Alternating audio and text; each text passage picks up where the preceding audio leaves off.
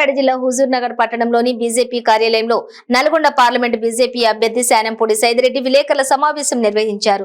ఈ సందర్భంగా Nalgonda parliament BJP అభ్యర్థి శానంపూడి సైదిరెడ్డి మాట్లాడుతూ 70 సంవత్సరాలలో చేయలేని అభివృద్ధిని 4 సంవత్సరాలలో చేసి చూపించానన్నారు. దేశంలో నరేంద్ర మోదీ తుఫాన్ వీస్తోందని మూడోసారి మోడీని ప్రధానిగా కోరుకుంటున్నారన్నారు. కేంద్రంలో 400 పార్లమెంట్ సీట్లు గెలిచి మూడోసారి బీజేపీ అధికారంలోకి రాబోతోందన్నారు. వచ్చే ఎన్నికల్లో 400 సీట్లలో నల్గొండ పార్లమెంట్ సీటు ఉండాలని కోరుతున్నానని, రాష్ట్ర ఆర్థిక పరిస్థితి బాగాలేదు, రాష్ట్రం అభివృద్ధి చెందాలంటే బీజేపీ పార్టీకి ఓటు వేయాలని కోరారు. ఈ సమావేశంలో బీజేపీ జిల్లా అధ్యక్షులు బొబ్బా భాగ్యరెడ్డి, కార్యకర్తలు, అభిమానులు తదితరులు పాల్గొన్నారు. గెలిచిన మంత్రులైనరు సరే, మనం వెనుకబడ్డ జిల్లా, మన జిల్లాకు కొద్దిగా గొప్ప ఫండ్స్ వస్తే ఏమైనా పనులు చేస్తామేమో అనుకుంటాం. కానీ ఈ రోజున ఆర్థిక ప్రగతిలో, ఆర్థిక పరిస్థితుల్లో ఏ పని చేయలేరు. ఇంకా మీరు చూసినారు అబద్ధాలు, 6 గ్యారంటీలు, 60 అబద్ధాలు. ఆ అబద్ధాలతోటి మొన్న ఓట్లు వేయించుకున్నారు. కానీ వాళ్ళు ఎంతసేపటికి పని చేస్తామనో, వాళ్ళు ఏదో చేస్తారనో నమ్మకంతో లేదు. చాలా ప్రైవేట్ సంభాషణలు చెప్పిండ్రు, ఏముంది ఇన్నైనా అబద్ధాలు చెప్తాం, ఓట్లు వేసినాం కదా అన్నాడు రేవంత్ రెడ్డి గారు లాంటి వాళ్ళే. కానీ ఈరోజు వాళ్ళు ఏ పని చేయలేరు. ఏ గ్యారంటీని వాళ్ళకి అసలు వారంటీ లేదు, వాళ్ళ పదవికే వారంటీ లేదు. ఇవాళ అట్లాంటిది ఏ గ్యారంటీ ఇవ్వలేస్తారు. ఎంతసేపటికి ఏ ముఖ్యమంత్రిని మారుద్దాం, లేకపోతే ఎవరిని తీసుకుపోతే ఏ గ్రూప్కి అటాచ్ చేద్దాం అని చేస్తున్నారు తప్ప ఇంతవరకు ఒక్క పని చేసింది లేదు, చెయ్యలేరు కూడా. ఇక చెయ్యాలి అంటే దేశంలో అధికారంలో ఉన్న మోడీ మీ అందరికీ తెలుసు. ఇలా ఎవరు యాక్సెప్ట్ చేసినా, ఎవరేమన్నా అనకపోయినా ఒకటి మాత్రం నిర్ణయం, ఏది రేపు ఎన్నికలు జరిగేది ఉంది, రిజల్ట్స్ మాత్రం ముందే తెలుసు అందరికీ. రేపు ఎట్టి పరిస్థితుల్లో మోడీ గారు 400 సీట్లతో గెలవబోతా ఉన్నాడనేది దేశం, ప్రపంచం మొత్తం తెలుసు.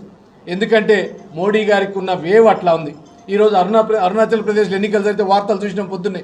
60 సీట్లకి 10 సీట్లు ఏకగ్రీవం అయినాయి, 10 కూడా బీజేపీకి ఏకగ్రీవం అయినాయి. నార్త్ ఈస్ట్ నుంచి మొదలైన తుఫాన్ ఇవాళ ప్రతి ఒక్కటి స్టెప్ బై స్టెప్ 7 స్టెప్పులలో 400 కంటే, ఒకప్పుడు ఎన్నికల ముందు అయినప్పుడు 300 అన్నారు, తర్వాత 330 అన్నారు, తర్వాత 370 అన్నారు. ఇవాళ 400 దాటే పరిస్థితుల్లోకి సీట్లు వస్తూ ఉన్నాయి. అంటే మోడీ గారి ప్రభంజనం రోజు రోజుకి పెరుగుతూ ఉంది.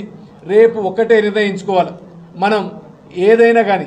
మొన్న హుజూర్ నగర్లో బై ఎలక్షన్లో జరిగినప్పుడు అధికారం ఉంది కాబట్టి మనం పనులు చేయగలిగినాం, చాలా పనులు చేయించినాం. ఈరోజు బీజేపీ అధికార పార్టీ ఉంది, బీజేపీలో గెలవబోతా ఉన్నాం. బీజేపీ గెలిస్తే రేపు ఫండ్స్ తీసుకురాగలుగుతాం మనం, ఎన్నో కోట్ల రూపాయలు. ఈరోజు తల్లిదండ్రులు అదే ఆలోచించమని చెప్తా ఉన్నా. మీ పిల్లలకు ఉద్యోగాలు రావాలన్నా ఈరోజు ఉద్యోగాలు ఒకటే మార్గం కాదు, వాళ్ళని వాళ్ళ కాళ్ళ మీద నిలబెట్టేట్టు చేయాలి. వాళ్ళకి కావాల్సిన స్కిల్ డెవలప్మెంట్, స్కిల్ కోర్సులు, వాళ్ళని వాళ్ళ సొంతంగా పెద్దన్న కానీ ఒక తండ్రి లాంటి పాత్ర పోషించే నాయకుడు ఉంటే ఒకే ఒక్క దేశం, అది ఇండియా. ఆ ఇండియాలో కూడా మనం ఎక్కడో కష్టాలు పడుతుంటే, ఒకప్పుడు పాకిస్తాన్లో 24% ఉండే, బంగ్లాదేశ్లో 25% ఉండే ముస్లిమ్స్, హిందూస్. కానీ వాళ్ళు ఈరోజు 1%కి 0.5%కి తగ్గిపోయినారు.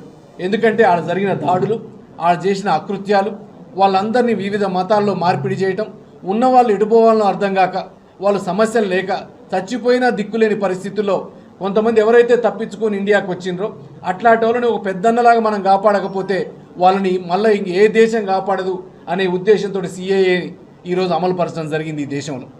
అంటే ఎన్ని సమస్యల గురించి, సమస్యలకు ఎదురెడ్డిపోయి ఏ మాత్రం ప్రాబ్లం లేకుండా అందరూ అన్నారు, రామాలయం కడితే ప్రాబ్లం అయింది, రామాలయం కడితే రక్తాలు ఏరులై పారుతాయి, నీకు 370 రద్దు చేస్తే దేశం మొత్తం వేరే విడిపోద్ది. కానీ ఇలా పాక్ ఆక్రమిత కాశ్మీర్ కూడా ఈరోజు ఇండియాలో కలవడానికి సిద్ధమవుతా ఉంది.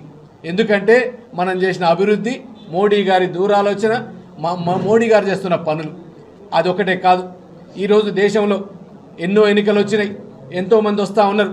కానీ ఈరోజు యువత ఎన్నో రకాలుగా ఈరోజు విశ్వకర్మ యోజనలు పెట్టిన, ముద్రా లోన్లు ఇచ్చిన, స్ట్రీట్ వెండర్స్కి లోన్లు ఇచ్చిన, ఏది చేసినా ఇవాళ కేంద్ర ప్రభుత్వం నుంచి ఎన్నో రకాల సదుపాయాలు అందుతూ ఉన్నాయి. అది కాకుండా ఈ మధ్య మనం గ్రామ పంచాయతీల్లో చూసే ఉంటాం, 14th ఫైనాన్స్ అని, 15th ఫైనాన్స్ అని, మన రకరకాల మరుగుదొడ్ల నిర్మాణం కానీ, శ్మశానాల నిర్మాణం కానీ, లోకల్లో వేసిన PMGSY లింక్ రోడ్లు కానీ, దాంతోపాటు గ్రామ పంచాయతీలో వేసిన CC రోడ్ల దగ్గర నుంచి ప్రతి ఒక్కటి ఇవాళ 9 ఏళ్లలో 10 ఏళ్లలో దాదాపు 9 లక్షల కోట్ల రూపాయలు ఒక తెలంగాణ ఖర్చు పెట్టిన ఘనత మన ప్రధానమంత్రి మోడీ గారిది. ఇవన్నీ చూడాలి. రేపు మన యువతకు ఉద్యోగ అవకాశాలు రావాలన్నా, యువత వాళ్ళ మీద వాళ్ళు నిలబడాలన్నా ఎంతసేపటికి ఈరోజు ప్రభుత్వాలు తల్లిదండ్రులు ఆలోచించాలని కోరుకుంటా ఉన్నా. మోడీ గారు వస్తే ఏమవుతుంది? రేపు సైదిరెడ్డికి ఓటేస్తే హుజూర్ నగర్ కోదాడ ఈ కాన్స్టిట్యున్సీస్లో ఏమవుతాయి? ఎందుకంటే ఇక్కడే పుట్టిన వాళ్ళం, ఇక్కడ పనిచేసిన వాళ్ళం, స్థానికుడి కోసం పోరాడిన వాళ్ళం. సరే, మొన్న ఎలక్షన్స్లో ఓడిపోయినాం. అభివృద్ధి, గత 10 సంవత్సరాల అభివృద్ధి ఏంది? గత 10 సంవత్సరాల్లో దేశంలో ఉన్న హైవేలన్నీ డబుల్ ఎట్లయినాయి? అంతకుముందు స్వాతంత్రం వచ్చిన కాడి చేసినంత హైవేలేంది గత 10 సంవత్సరాల్లో మన దేశంలో వేసిన హైవేలేంది? గత 60 సంవత్సరాల్లో వేసిన రైల్వే లైన్లేంది? ఈరోజు రైల్వే లైన్లు 10 ఏళ్లలో డబల్ ఎట్లా చేసుకోగలిగినాం? దాంతోపాటు ఒక్కటి కాదు, ప్రతి అంశంలో ఈరోజు వందే భారత్ ఎక్స్ప్రెస్లు పెట్టినా, ఎయిర్పోర్ట్లు ప్రతి చిన్న ప్లేస్లో కూడా ఎయిర్పోర్ట్లు వచ్చిన, దేశం మొత్తం మనం అతిపెద్ద ఆర్థిక వ్యవస్థగా తయారైన, ఇవన్నీ కూడా మోడీ గారి ఆలోచనలే. ఈ ఆలోచనలకు అనుగుణంగా దాంతోపాటు ఇంతకుముందు ఎలక్షన్లు వచ్చినాయంటే సమస్యలను చూపెట్టి ఎలక్షన్లు అడిగేది. సమస్యలు అంటే ఏంది? నీకు ఏదో ఒక సమస్య క్రియేట్ చేసిన దాని గురించి ఓట్లు అడగటం. ఏది కాకుండా మళ్ళీ అట్లా ఉంచాలా? మైనార్టీలు లేకపోతే రకరకాల మతాల మధ్య కులాల మధ్య గొడవలు పెట్టాలా, లేదా సెంటిమెంట్ ఒకటి పెట్టాలా, ఓట్లు అడగాల. కానీ ఒకే ఒక్కరు ఈరోజు మేము చేసిన అభివృద్ధిని చూసి ఓటేయండి, ఎంతో కాలంగా పెండింగ్లో ఉన్న సమస్యలన్నిటినీ ఈరోజు పరిష్కరించి వచ్చినాం కాబట్టి ఓటేయండి. ఎవరైనా అనుకున్నాం రామాలయం కడతాడు, ఎందుకంటే బీజేపీ వచ్చిన దగ్గర నుంచి మేము రామాలయం కడతామన్నాం. 500 సంవత్సరాల నాటి కళ, 500 సంవత్సరాల నాటి లక్షల మంది తన ప్రాణత్యాగాలను చేసిన దానికి ఈరోజు ఒక కారణం మోడీ గారు కాబట్టే ఈరోజు మళ్ళా రామాలయం కట్టగలిగింది అనేది దేశం మొత్తం చూస్తూ ఉంది. ప్రతి ఇంటికి, ప్రతి మహిళకి, ప్రతి తమ్ముడికి, అన్నకి, ప్రతి ఒక్కళ్ళు మొన్న అక్షంతలు అనుకున్న ప్రతి ఒక్కళ్ళు కూడా ఈరోజు రామాలయం అయింది, ఈ కళ నెరవేరింది అంటే ఒకే ఒక్కరి వల్ల, మోడీ గారి వల్ల అంటా ఉన్నారు.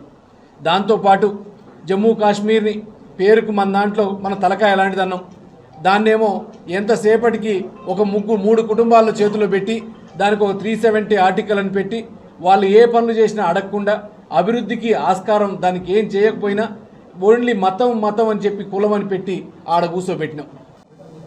హుజూర్ నగర్లో ప్రెస్ మీట్ పెడదాం. సరే, అందరిని ఒకసారి కలిసినాక పాత మన అందరం కలిసి పనిచేస్తున్నాం, బీజేపీ అభ్యర్థులు అందరూ, బీజేపీ మండల నాయకులు అందరిని కలుసుకున్నాక ప్రెస్ మీట్ పెడదామని ఆగినాం. ఈరోజు మీ అందరికీ తెలుసు